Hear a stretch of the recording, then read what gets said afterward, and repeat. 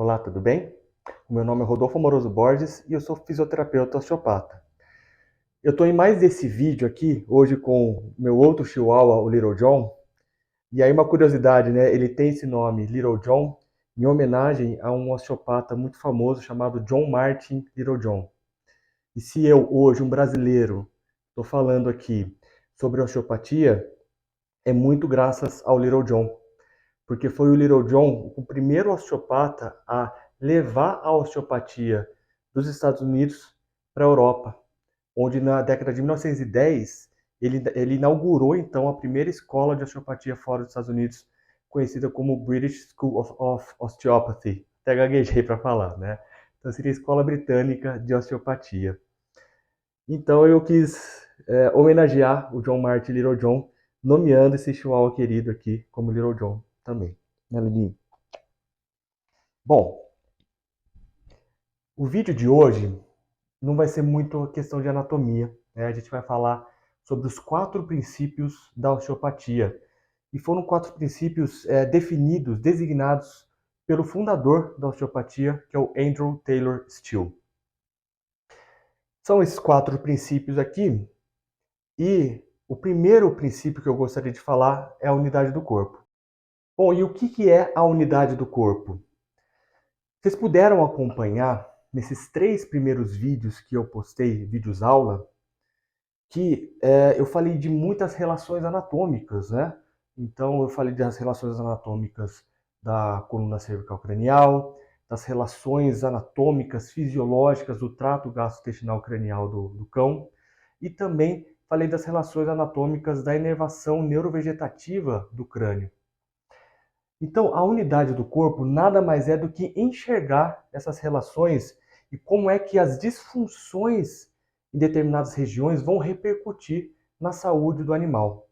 Então, a gente tem na osteopatia uma visão holística, integrativa, ampla do animal. A gente não enxerga a doença, a gente enxerga o indivíduo, o ser, o animal.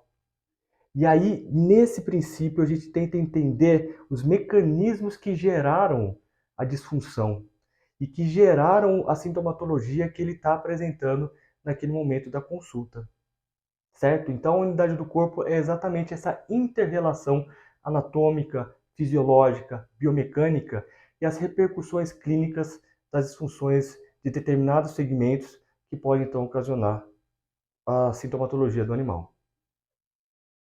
Já a estrutura governa a função.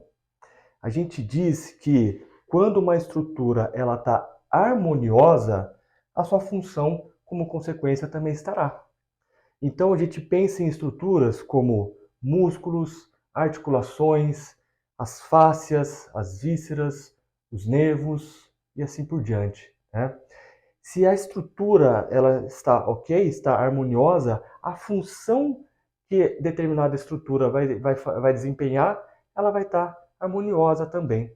Então, se o meu estômago, o estômago do animal, ele está bem, tem com boa estrutura, boa mobilidade, a sua função digestiva estará funcionando de maneira adequada também. Em contrapartida, quando essa estrutura apresenta uma disfunção, a sua função estará prejudicada e é a partir daí que as doenças, as queixas, a sintomatologia vão começar a se desenvolver.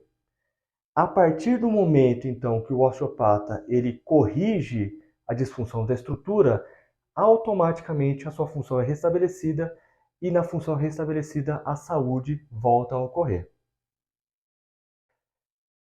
O terceiro princípio, o princípio da autocura, ele vai ser muito baseado, como o nome já está dizendo, né, na capacidade inerente do corpo de se autocurar. Então, por exemplo, a gente coloca como um exemplo no humano, né, a gripe. A gripe ela tem um curso a ser seguido, né, de 7 a 10 dias, é a história natural da doença. E aí, a gente sabe que o corpo ele vai criar mecanismos para realmente gerar a autocura. Quando é que é problemático aqui?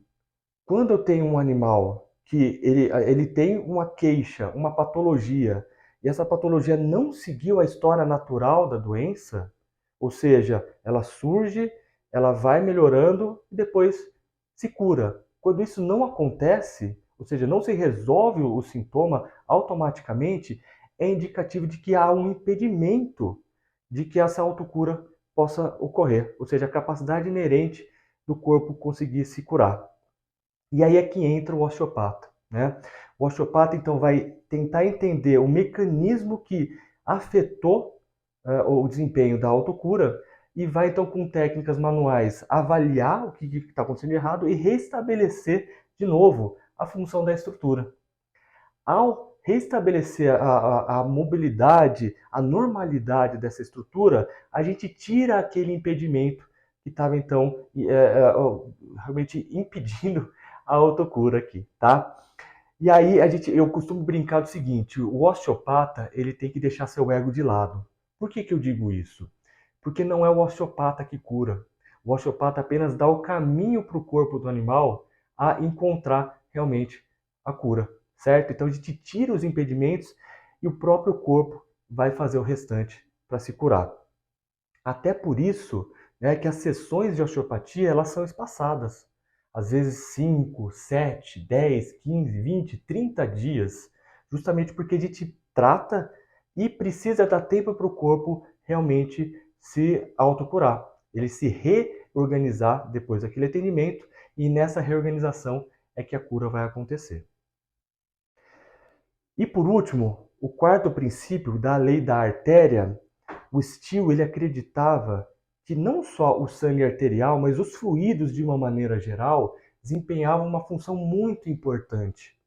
Não à toa, a gente tem um módulo específico para isso na nossa formação, que é o do modelo fluídico, circulatório respiratório, e a gente sabe que a artéria ela é responsável por levar sangue oxigenado e nutrientes para aquele tecido realmente se nutrir e se oxigenar.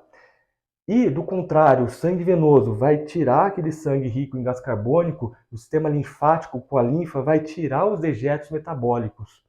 Então, basicamente se eu encontro algo relacionado com a dinâmica fluídica do animal, eu preciso trabalhar para restabelecer essa dinâmica fluídica, e ao restabelecer a dinâmica fluídica, eu vou conseguir melhorar a nutrição do tecido e vou melhorar também a drenagem veno-linfática daquele tecido também, de novo trazendo homeostasia, trazendo equilíbrio para todo o funcionamento do organismo do animal.